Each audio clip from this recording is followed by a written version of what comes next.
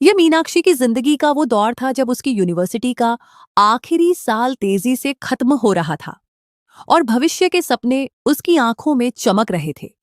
वह एक होशियार छात्रा थी जो अपने परिवार की उम्मीदों पर खरी उतरने के साथ साथ अपने दिल में एक मीठा राज भी छुपाए हुए थी।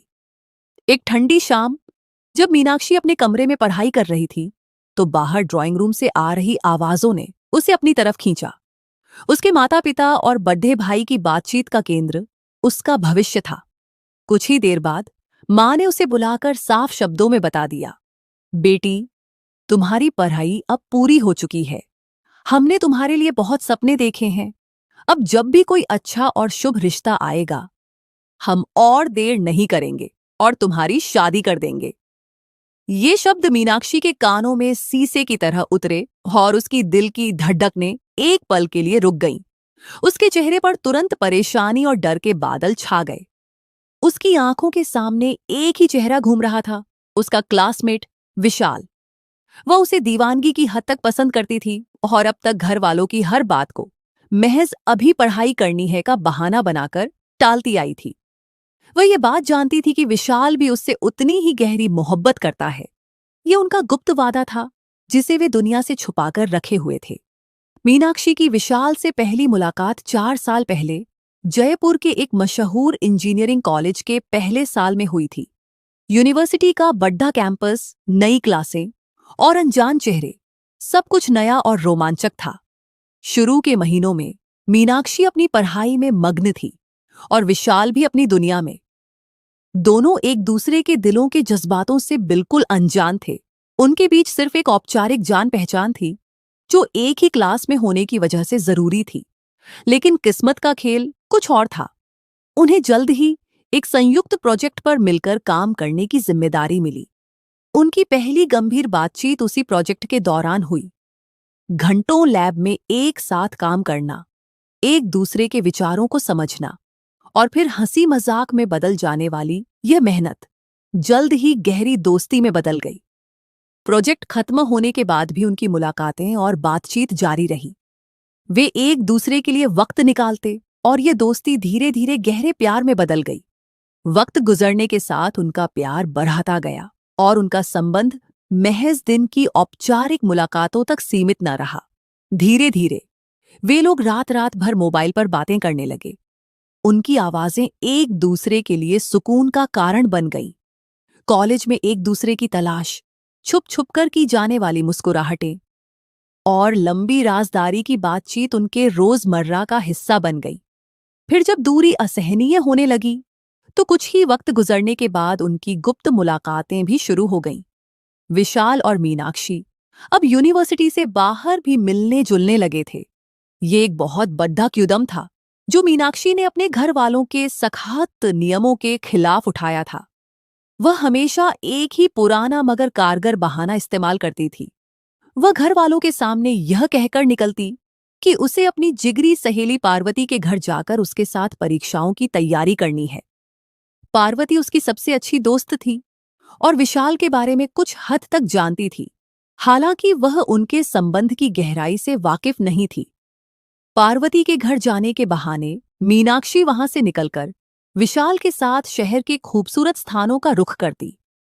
कभी वे दिल्ली हाट के रंगीन माहौल में लंच करते और ढो किनारे बैठकर चाय पीते, तो कभी ऐतिहासिक लाल किले की तरफ अपनी गाड़ी पर लॉन्ग ड्राइव पर निकल जाते। वे हर उस पल को जीने की कोशिश करते जो उन्हें अपने सख्त पारिवारिक माहौल से दूर एक दूसरे के साथ मिल पाता था। ये पल उनके लिए कीमती थे, लेकिन मीनाक्षी के दिल में हमेशा घर वालों से छुपाने का डर लगा रहता था। जब मीनाक्षी ने घर वालों से शादी की बात सुनी, तो उसकी दुनिया हिल गई।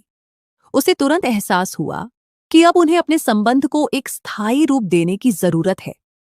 उसने तुरंत विशाल से अपनी परेशानी का जिक्र किया और शिद्दत से अनुरोध किया, विशाल, प्लीज, तुम अपने माता पिता को मेरे रिश्ते के लिए तुरंत मेरे घर भेज दो। अब मैं और इंतजार नहीं कर सकती। अब तो ये रोज का मामूल बन गया था। वे जब भी मिलते, मीनाक्षी की पहली बात यही होती कि क्या उसने अपने घर वालों से इस बारे में बात की है या नहीं। मीनाक्षी की आंखों में एक उम्मीद होती थी, लेकिन विशाल का रवैया अक्सर टाल मटोल वाला होता। मीनाक्षी, तुम क्यों परेशान होती हो? मैं बात कर लूंगा ना, मुझ पर विश्वास रखो। विशाल हर बार उसे इसी तरह झूठी तसल्लियां देता। उसके शब्दों में एक अजीब सी लापरवाही थी, लेकिन मीनाक्षी उसकी अंधी मोहब्बत में इतनी गिरफ्तार थी कि उस पर अंधा भरोसा करके उसकी हर बात मानती चली गई। वह इस खुशफहमी के दलदल में थी कि विशाल उसके साथ अत्यंत ईमानदार है और शादी सिर्फ उसी से करेगा, लेकिन हकीकत इससे कहीं ज्यादा कद्दुवी और भयानक थी। विशाल ने एक शाम उसे अचानक एक गुप्त रात की मुलाकात का कहा, मीनाक्षी, देखो, इस इतवार को तुम घर पर कंबाइंड स्टडीज या इम्तिहानों की तैयारी का बोलकर पार्वती के घर रात रुकने का बहाना बनाना। मैं तुम्हें वहीं से पिक कर लूंगा। अभी तो 3 रोज तक मैं भी अपने कजन की हल्दी और संगीत की रस्मों में मसरूफ हूं, लेकिन इतवार को शादी से फारिग होते ही मैं तुम्हें पार्वती के घर से ले आऊंगा। मीनाक्षी की आंखों में चिंता और डर की लहर दौड़ गई। वह अपने घर के संस्कारी माहौल से बाखूबी वाकिफ थी। उसकी फैमिली बिल्कुल भी आजाद ख्याल नहीं थी और उनके सख्त तो नियम थे। वह कोई ऐसा कदम नहीं उठाना चाहती थी जो बाद में उसे सारी जिंदगी पछतावे का कारण बन जाए। लिहाजा उसने तुरंत इनकार कर दिया, लेकिन दिल ही दिल में वह विशाल को खोने से भी डरती थी। मैं ऐसा नहीं कर सकती विशाल। पहले तुम अपने घर वालों को मेरे घर शादी का रिश्ता लेकर तो भेजो, बाकी बातें बाद में होंगी। विशाल ने यह सुनकर तुरंत उसे उल्टा इल्जाम दिया। इसका मतलब यह है कि तुम्हें मुझ पर भरोसा ही नहीं है, जो एक ही जिद लगाए बैठी हो। अरे बाबा, मुझ पर भरोसा रखो, कहा ना। बहुत जल्दी अपने पेरेंट्स को तुम्हारी तरफ भेजूंगा, फिर क्यों फिक्र करती हो? मीनाक्षी ने अपनी स्थिति साफ करने की कोशिश की। विशाल, तुम क्यों मेरी बात समझने की कोशिश नहीं कर रहे? तुम तो एक लड्ढके हो, तुम्हें कोई गलत नहीं कहेगा।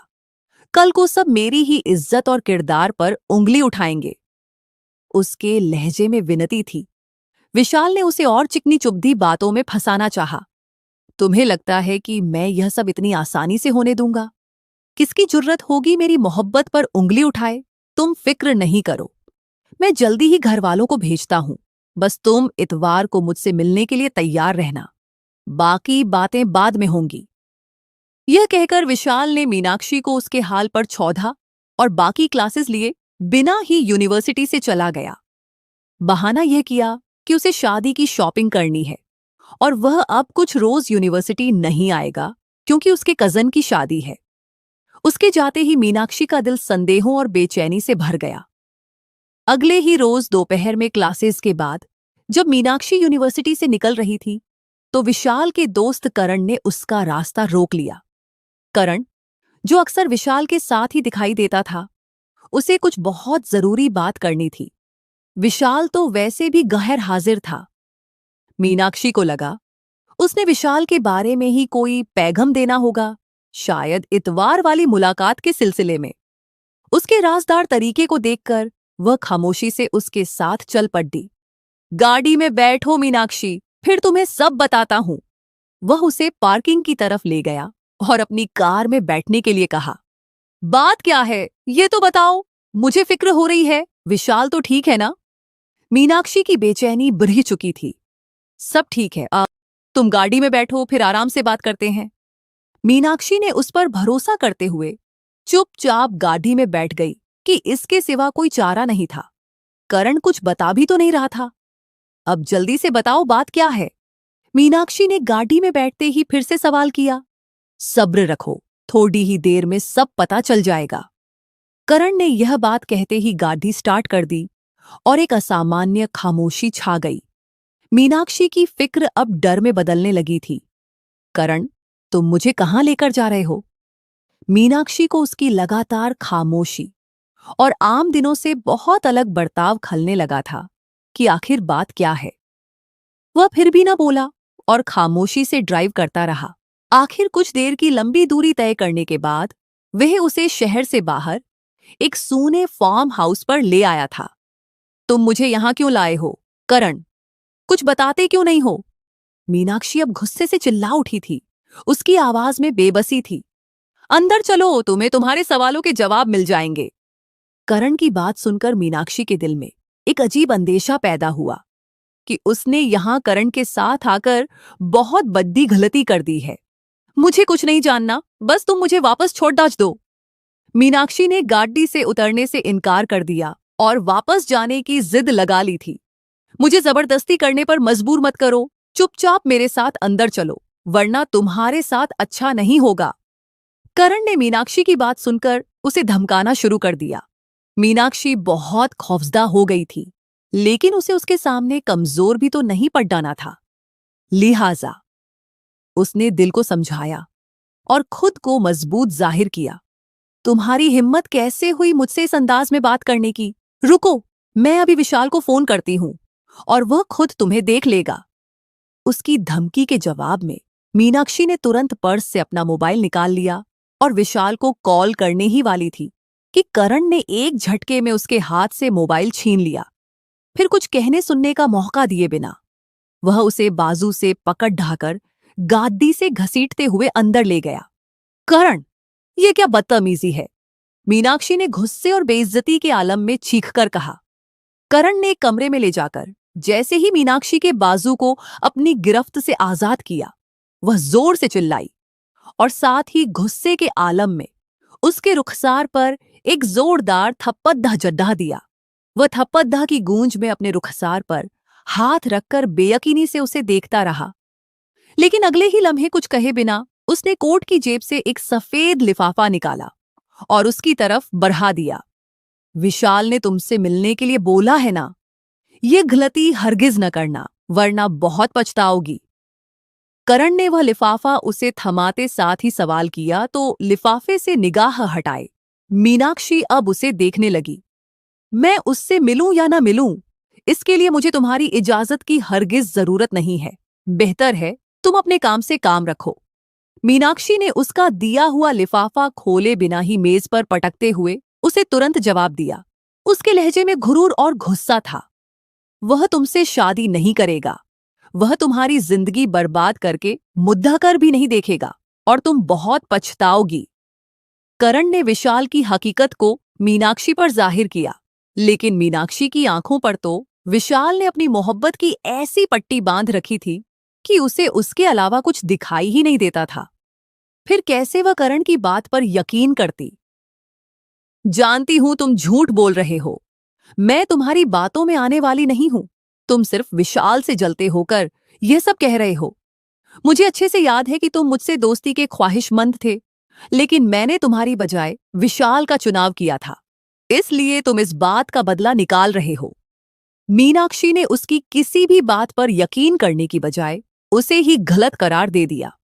जानता था कि तुम एक बेवकूफ लड़की होगी, मगर इस कदर बेवकूफ होगी इस बात का अंदाजा नहीं था। एक इंसान तुम्हें खाई में गिरने से बचा रहा है, मगर तुम हो कि अंधी खाई में गिरने को जिद पर अड्डी हो। मीनाक्षी, खुशफहमियों के दलदल से निकल आओ, क्योंकि जो मैं बता चुका हूं वही सच है। अगर मुझ पर यकीन नहीं है तो पहला सबूत इस लिफाफे में बंद पड्ढा है। करण का लहजा अब अत्यंत गंभीर और दर्द भरा था। जब करण ने उसे वह लिफाफा खोलने का जोरदार इशारा किया तो मीनाक्षी ने बिना देरी किए वह लिफाफा खोला। अंदर से चंद तस्वीरें बरामद हुईं, जिन्हें देखकर तो जैसे उसके पैरों के नीचे से जमीन ही निकल गई थी। वे विशाल की और विभिन्न लड़कियों की करीबी आपत्तिजनक तस्वीरें थीं। इन तस्वीरों की प्रकृति ऐसी थी कि इन्हें देखकर साफ जाहिर हो रहा था कि विशाल इन संबंधों में कितना गहरा था। मीनाक्षी को हैरानी तो इस बात पर थी कि करण के पास ये तस्वीरें कहां से आईं। उसे अब भी शक था कि कहीं ये करण की कोई साजिश न हो उसे विशाल से बदजन करने के लिए। घटिया इंसान, कैसे दोस्त हो तुम कि अपने ही दोस्त की मोहब्बत के दुश्मन बन गए हो? शर्म आ रही है कि नहीं? क्यों कर रहे हो यह सब ड्रामा? मीनाक्षी ने अपने मानसिक बचाव में फिर से करण पर इल्जाम धरने लगी। मुझे शर्म क्यों आएगी? इसलिए कि मैं तुम्हारी मदद करना चाहता हूं। यह तो डूब मरने का है, लेकिन उन लॉर्ड अचकियों के लिए जिनकी ये तस्वीरें हैं, उनके माता पिता उन पर कितना भरोसा करते होंगे। इसलिए तुम्हें भी समझा रहा हूं कि इस शातिर इंसान के मोहब्बत के धोखे से निकल आओ, वरना इन तस्वीरों में जल्द ही तुम्हारी तस्वीरें भी शामिल होंगी और तुम्हारी जिंदगी में पछतावे के अलावा कुछ नहीं रहेगा। करण बोलता जा रहा था और मीनाक्षी उसे हैरानी के साथ खड्डी चुपचाप सुनती जा रही थी। वे तस्वीरें देखकर पहले तो वह यही समझी थी कि शायद करण कोई गेम खेल रहा है, लेकिन ऐसा कुछ नहीं था, बल्कि वह तो उसका शुभचिंतक था। उसकी आंखें खोलने की कोशिश कर रहा था। वह वहां खड्डाहा उसे उस गलती पर डांट रहा था। मीनाक्षी को कुछ समझ नहीं आ रहा था कि आखिर यह सब हो क्या रहा है। पूछोगी नहीं, ये तस्वीरें मेरे पास आईं कहां से? मीनाक्षी को हैरत का पुतला बना देख करण ने उससे पूछा। ये तस्वीरें मैंने नहीं, बल्कि विशाल ने ली हैं, और जानती हो उसने ये तस्वीरें क्यों ली हैं? करण ने मीनाक्षी को दोनों कलाइयों से पकड़ ढाकर उसकी आंखों में आंखें डालकर एक नया खौफनाक खुलासा किया तो उसे अपनी सुनवाई पर यकीन न आया। झूठ बोल रहे हो तुम। विशाल ऐसा कर ही नहीं सकता, और वह भला ऐसा क्यों करेगा? मीनाक्षी ने अभी भी सारा इल्जाम करण पर गिराकर उसे ही कसूरवार ठहराया कि गलत विशाल नहीं है, बल्कि तुम हो जो ये झूठी तस्वीरें पेश करके उसकी मोहब्बत की तौहीन कर रहे हो। तुम जैसी लड्ढकियां ही होती हैं जो खुद अपनी जिंदगी तबाह कर लेती है। कल शाम मैं विशाल के साथ ही था, उसकी गाद्दी में। हम एक दोस्त की तरफ गए थे। रास्ते में वो एक दोस्त से मिलने के लिए गाद्दी से उतर गया और मैं कॉल पर एक दोस्त के साथ बात करने में मसरूफ हो गया। बात करते करते अचानक से मेरी नजर डैशबोर्ड पर पड़ी ही। वहां यह लिफाफा पड़ा था। मैंने बात करते करते यूं ही यह लिफाफा उठा लिया और जब उसे खोलकर देखा तो हैरान रह गया। जानती हो विशाल ने यह सब क्यों किया? क्योंकि वह तुम्हारी तरह इन लड़डौचकियों से भी कोई मोहब्बत नहीं करता। हाँ, प्यार का दावा जरूर करता होगा। जब ही वह लड्ढकियां विशाल के इतना करीब आई होंगी कि अब वह उसके हाथों की कठपुतली बनी बैठी है। वह उन्हें इन तस्वीरों के जरिए ब्लैकमेल करता है और अपने इशारों पर नचाता है। ये सारी बातें खुद विशाल ने मुझे बताईं। जब मैंने इन तस्वीरों के बाबत उससे पूछा तो उसने यह सब कुछ मुझे बताया। करण का लहजा अब अफसोस और गुस्से का मिश्रण था। तुम्हारे साथ भी वह महज वक्त गुजारी कर रहा है। तुमसे भी एक मुलाकात करेगा, गुप्त तस्वीरें बनाएगा और फिर कल को ब्लैकमेल करेगा। यह तस्वीरें उसने ब्लैकमेल करने के लिए ही रखी हैं कि जब उसे इन लड्डेचकियों को अपने इशारों पर नचाना होगा, वह इन तस्वीरों के जरिए उन्हें ब्लैकमेल करके अपनी हर बात बासानी मनवा सकेगा। फिर चाहकर या न चाहकर वह उसकी हर गलत बात भी मानती चली जाएंगी कि कहीं विशाल उनकी यह तस्वीरें घर वालों से साझा न कर दे। और फिर उन्हें यह डर लगा रहेगा कि घर वालों को पता चलेगा तो क्या होगा। इसलिए उसकी हर नाजायज बात भी मानने के अलावा उनके पास कोई रास्ता नहीं होगा। लेकिन मुझे एक बात की समझ आज तक नहीं आई कि जिस चीज से लड़कियां अपना सब कुछ गंवाने के बाद डरती हैं, गलती करने से पहले यह डर कहाँ चला जाता है? वह क्यों इस कदर बेबाक हो जाती हैं कि घर वालों की इज्जत को तो छोड़ दो, अपनी इज्जत ही नीलाम करने के लिए तैयार हो जाती हैं।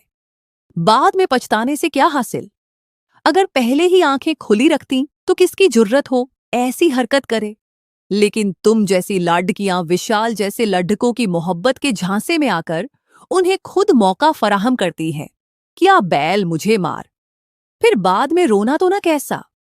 तुम्हें क्या लगा था मैं भी तुम्हारे इस 2 नंबर हीरो की तरह हूं जो यहां तुम्हें लाकर उसके जैसी घटिया हरकत करूंगा? मैंने जैसे ही महसूस किया कि विशाल तुम्हारी तरफ और तुम विशाल की तरफ कदम बढ़ा रही हो, मैंने तब तुम्हारी तरफ दोस्ती का हाथ बढ़ाया, जो कि जायज नहीं था। लेकिन मैं तुम्हें भरोसे में लेकर विशाल की हकीकत के बारे में आगाह करना चाहता था। जब तुमने वह हाथ झटक दिया तो मैंने तुम्हारी दोस्त पार्वती के जरिए तुम्हें समझाने की बहुत कोशिश की कि जहां तुम्हारे कदम जरा से लड़ खद्दाए तुम बहुत बुरा फंसोगी। तुम्हें तो बस यही लग रहा था कि एक विशाल ही पूरी दुनिया में ठीक है, बाकी सब गलत हैं। तुमने पार्वती से दोस्ती तोड़ने की बात की तो मैंने उसे खामोश करवा दिया कि वह अब तुमसे कुछ न कहे। कम से कम उसके जरिए मुझे तुम्हारे बारे में पता तो चलता रहे। दूसरी तरफ तुम इस शख्स पर भरोसा करके अंधी खाई में कूदने को तैयार हो गई। पार्वती ने मुझे बताया था कि तुम्हारी फैमिली आजाद ख्याल नहीं है और अगर उन्हें भनक भी पड़ी डीडीएच गई कि तुम्हारा यूनिवर्सिटी में किसी के साथ अफेयर चल रहा है तो तुम्हारी खैर नहीं। अगर उन्हें यह सब पता चल गया तो शायद तुम्हारे भाई घैरत के नाम पर तुम्हारा कत्ल ही कर डालें। करण अच्छी खासी भद्दास निकालने के बाद खामोश हो गया था और मीनाक्षी खामोशी की तस्वीर बने थरथराते हुए आंसू बहाने में मसरूफ थी। उसकी आंखों से निकलते आंसू उसकी नादानी और बेबसी का इकरार थे। वह ऐसा नहीं करेगा। उसने कहा है वह मुझसे शादी करेगा और बहुत जल्द वह अपने घर वालों को भी मेरे घर रिश्ते के लिए भेज देगा। मीनाक्षी ने कर्ण की इतनी बातें सुनने के बाद भी हल्की सी उम्मीद दिल में रखते हुए विशाल की तरफदारी की। एक आखिरी कोशिश की शायद उसका यकीन न टूटे। जवाब में करण ने मीनाक्षी की बात पर तिरस्कार भरी हंसी हंसा। कोई इस कदर मूर्ख कैसे हो सकता है? ये तस्वीरें देखने के बाद भी तुम ये सोचती हो कि वह तुमसे शादी करेगा? होश में आ जाओ मीनाक्षी। वह तुमसे कभी शादी नहीं करेगा क्योंकि उसे सिर्फ वक्त गुजारी के लिए तुम्हारा साथ चाहिए था, दिल बहलाने के लिए खिलौना चाहिए था। शादी तो उसकी किसी और से तय है। खैर, तुम्हारी ये खुशफहमी भी मैं अभी दूर कर देता हूं। ये कहकर करण ने तुरंत विशाल के नंबर पर कॉल करते ही कॉल स्पीकर पर डाल दी। यार करण, कहाँ रह गया है तू? तुम सब यहां पहुंच चुके हो। तुम कहाँ हो? जल्दी पहुंचो। दूसरी तरफ से विशाल की आवाज कानों में पड्डी तो मीनाक्षी ने न समझे से करण को देखा। कहाँ पहुंचना है? मैं कुछ समझा नहीं यार।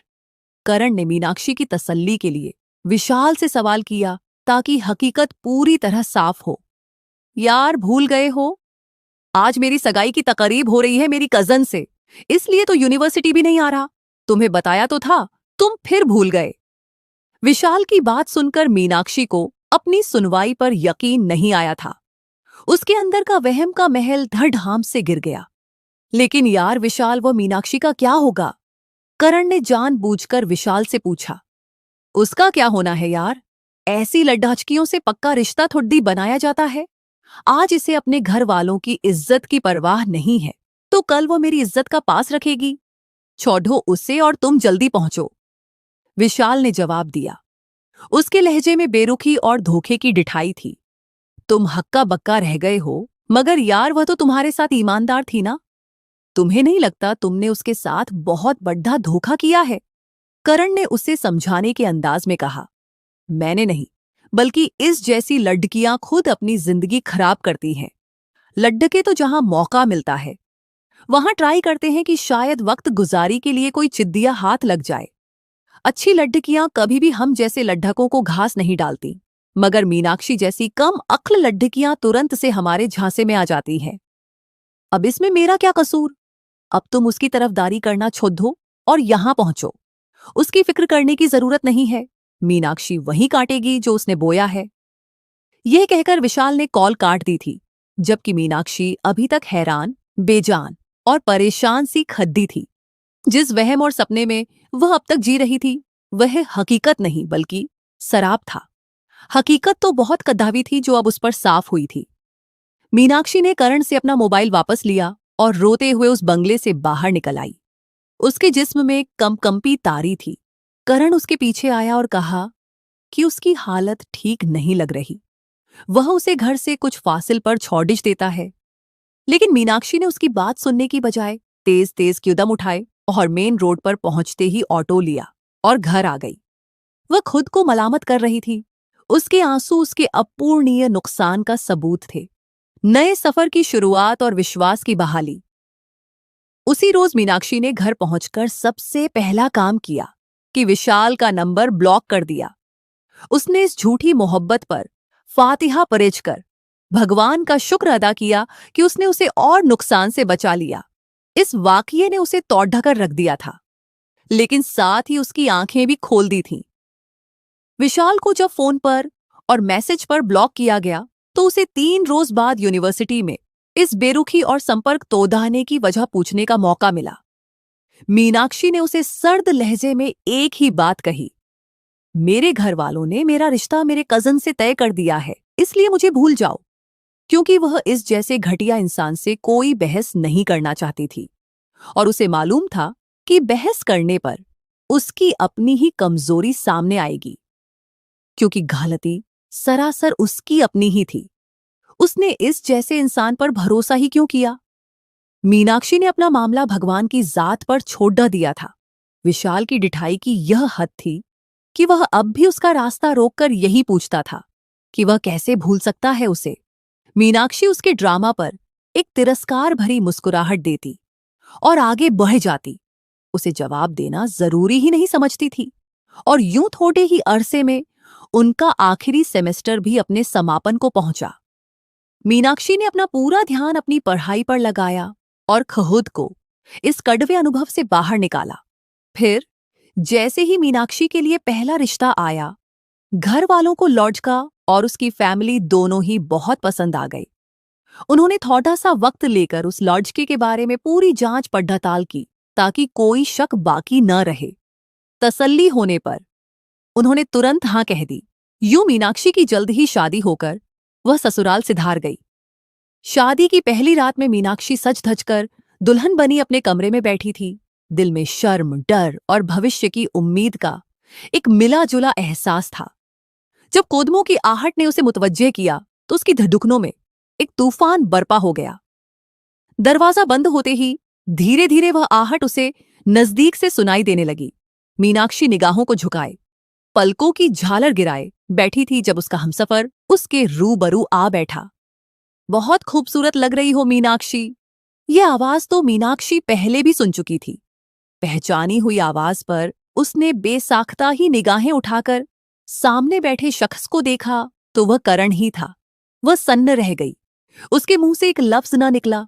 उसकी हैरानी की वजह थी कि पहली बार जब करण के घर वाले रिश्ते के लिए आए थे, वह साथ नहीं आया था। उसके घर वालों ने माजरात पेश की कि आज उसकी ऑफिस में एक जरूरी मीटिंग है। करण पढ़ाई के बाद अपने पापा का बिजनेस संभाल रहा था। फिर जब मीनाक्षी के घर वाले उनके यहां लडेचके को देखने गए तो घर वालों ने तो उसे देख लिया था, लेकिन मीनाक्षी इस सारे मामले में वंचित रह गई थी। उसकी भाभी अपने मोबाइल में करण की तस्वीर खींच लाई थी, लेकिन मीनाक्षी ने देखने से साफ इनकार कर दिया कि बस आप लोगों ने पसंद कर लिया है तो ठीक है, मुझे भी पसंद है।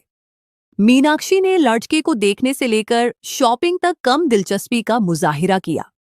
उसकी भाभी ने उसे उदास देखकर पूछा, क्या तुम किसी और को पसंद करती हो? और मीनाक्षी ने साफ इनकार कर दिया कि ऐसा कुछ नहीं है, बस आप लोगों से दूर जाने का ख्याल मुझे उदास कर रहा है। उन्हें क्या बताती कि वह एक फरेबी की झूठी मोहब्बत की डसी हुई है। फिर जब लड़के का नाम करण था, ये जानकर भी उसे यह ख्याल नहीं आया कि वह यूनिवर्सिटी वाला करण भी हो सकता है, क्योंकि मीनाक्षी का ध्यान तो उस धोखे और तकलीफ से निकल ही नहीं पा रहा था। वह अपने अतीत के बोझ तले दबी हुई थी। करण, तुम? मीनाक्षी ने सामने बैठे करण को देखकर हैरत से पूछा। हाँ मीनाक्षी, मैं तुमसे बहुत पहले से प्रेम करता हूं, लेकिन कभी इजहार का मौका ही नहीं मिल सका और मोहब्बत में जबरदस्ती नहीं होती, इसलिए तुम्हें कैद नहीं किया। जब मुझे इल्म हुआ कि तुम किसी और में दिलचस्पी रखती हो तो मैं पीछे हट गया, सिर्फ तुम्हारी खातिर। मैंने विशाल से दोस्ती की कि उसके करीब रहकर जान सकूं कि वह कैसा इंसान है, और यकीन करो, मुझे जैसे ही इल्म हुआ मैंने तुम्हें उससे दूर रखने की हर मुमकिन कोशिश की। फिर जब तुम्हें उसकी हकीकत मालूम हुई तो तुम खुद ही पीछे हट गईं। फिर शिक्षा पूरी होते ही मैंने घर वालों से बात करके तुम्हारी तरफ रिश्ता भेजा और उन्हें भी तुम पहली ही नजर में पसंद आ गईं। खैर, पिछली बातों में कुछ नहीं रखा। भूल जाओ अपने अतीत को और मुझसे वादा करो कि तुम मेरे साथ आज, बल्कि अभी से, एक नए रिश्ते का आगाज पूरे दिल से करोगी। करण ने मोहब्बत भरे गहरे लहजे में कहते हुए अपना हाथ मीनाक्षी की जानिब बढ़ाया तो उससे वादा करते हुए मीनाक्षी ने अपना मेहंदी लगा हाथ उसके हाथ में रख दिया। इस लम्हे मीनाक्षी की आंखों में आंसुओं की चमक थी, लेकिन इस बार यह आंसू खुशी और धन्यवाद के थे। करण ने उसे अंगूठी पहनाते ही उसके हाथ पर चुंबन दिया, जबकि मीनाक्षी अभी तक हैरान थी कि एक मर्द का इतना बड़ा ज़र्फ कैसे हो सकता है। वह उसका अतीत जानकर भी उसे पूरे दिल से कबूल कर रहा था। खैर, मीनाक्षी ने भी पिछली तमाम बातों और यादों को दफन करके करण का साथ दिल से कबूल कर लिया था, और वक्त ने साबित किया कि वह शख्स वाकई उसके साथ ईमानदार था। वाकई उसका इतना बड़ा ज़र्फ था कि उसने कभी उसे अतीत के हवाले से कोई ताना नहीं दिया। मीनाक्षी बहुत खुश थी और भगवान का शुक्र अदा करते हुए नहीं थकती थी कि उसने उसे इतने अच्छे इंसान का साथ नसीब किया। उनकी शादी को 1 साल हो चुका है। वह आज अपनी जिंदगी में बहुत खुश हैं। ईश्वर ने उन्हें अपनी कृपा से नवाजा है और करण भी बहुत खुश है कि उनके घर नन्ही परी आई है। उनके घर का माहौल अब प्यार और हंसी से भरा हुआ था। बच्ची की शॉपिंग करते हुए मॉल में मीनाक्षी को उसकी दोस्त पार्वती मिल गई, जिसे वह तुरंत अपने साथ घर ले आई। दोनों दोस्तों ने जी भरकर गपशप की, पुराने दिनों को याद किया। पार्वती ने उसे बताया कि उसका रिश्ता विशाल के चचेरे भाई अंश से तय हो चुका है और बहुत जल्द उनकी शादी होने वाली है। यह सुनकर मीनाक्षी को एक अजीब सी तस्कीन मिली, जैसे जिंदगी के उलझे धागे सुलझ रहे हों। फिर पार्वती ने मीनाक्षी को विशाल का अंजाम बताया, जो उनके लिए एक अप्रत्याशित खबर थी। विशाल ने जिस लड़यचकी से शादी की थी, वह अच्छी लड़याकी नहीं थी।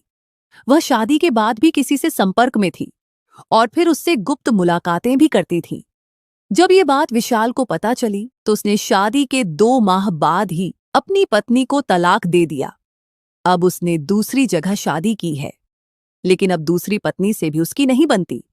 आए रोज किसी न किसी बात पर झगड़े होते रहते हैं। उसकी जिंदगी में चैन नहीं है। तब मीनाक्षी ने दिल ही दिल में सोचा कि दूसरों की जिंदगियों में आग लगाकर इंसान को कहाँ सुकून मिलता है। उसने अपना मामला भगवान पर छोड़ा था और उन्होंने उसके लिए बेहतरीन फैसला किया था।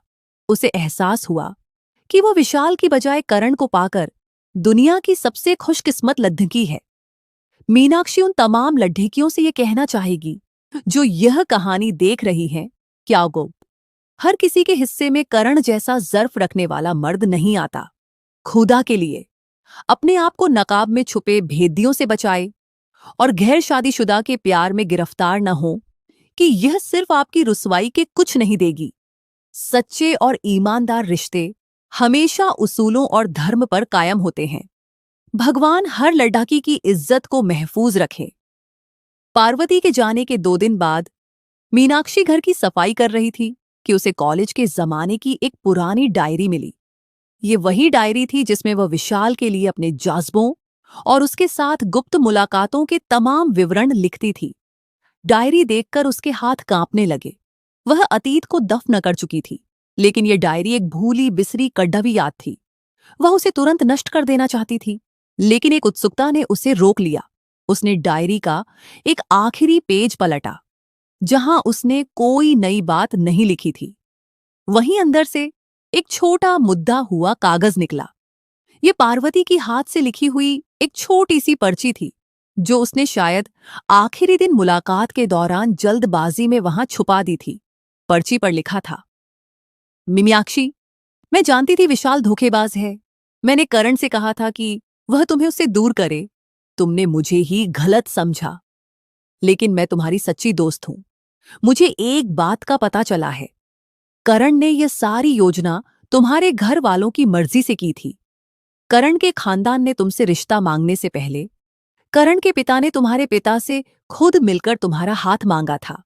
जब तुम्हें विशाल से शादी की बात चली थी, तुम्हारे पिता ने उन्हें विशाल से तुम्हारे संबंध के बारे में इशारा दिया तो उन्होंने एक शर्त रखी कि अगर तुम शादी से पहले विशाल की हकीकत खुद जानकर उससे संबंध तोड़ा लोगी तो वह तुम्हें कबूल कर लेंगे और करण को यह जिम्मेदारी दी।